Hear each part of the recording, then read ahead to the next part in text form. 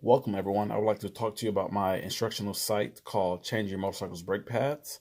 I'm using this site for a K through 12 class, focusing mostly on 10th through 12th grade students who are interested in changing their motorcycle brake pads on their motorcycle, using a shop class.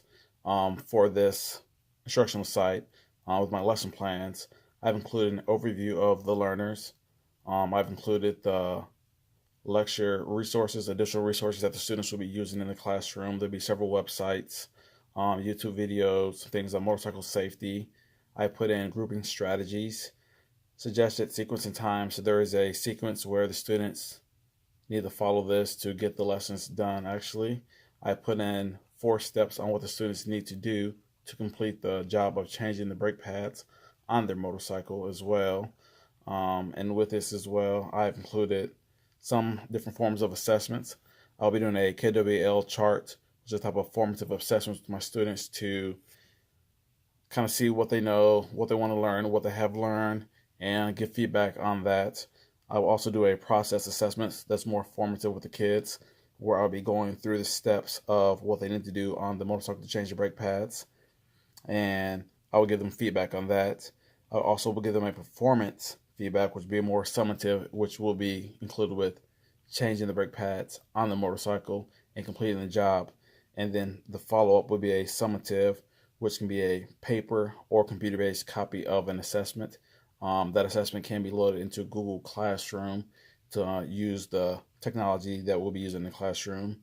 And the way that I'll be using this classroom, it would be a blended, it'd be some online and in person, where I will have the students be using Google Docs, Google Classroom, where they can access the material that I have provided for them. I can provide the instructions to the students in the classroom, or if the students are away from me, they can get the lessons from Google Classroom that will be loaded into there, and that way they can still get the lessons while they are away from class. And then another way that I can stay connected with the students is by using different tools. I can use Google Hangouts, which would allow me to communicate with the students while they are away from me as well. Um, so different ways I'm going to include some tools, like some distance educations, where I would like to do that by, like I said, for using the Google Hangout. That way I can stay connected with the students who may be out of class, away, or still trying to learn while they're at home. I will be using collaboration learning as well. That way it gives the students opportunity to work with others, build relationships, and learn from their peers. So maybe if they didn't understand something that maybe the way I was telling it, they can have those groups with their peers to help them work through the problems and find solutions to how to change the brake pads on motorcycles, or get the answers they need for completing the work in the classroom. Um, I hope you enjoyed what you've heard, seen.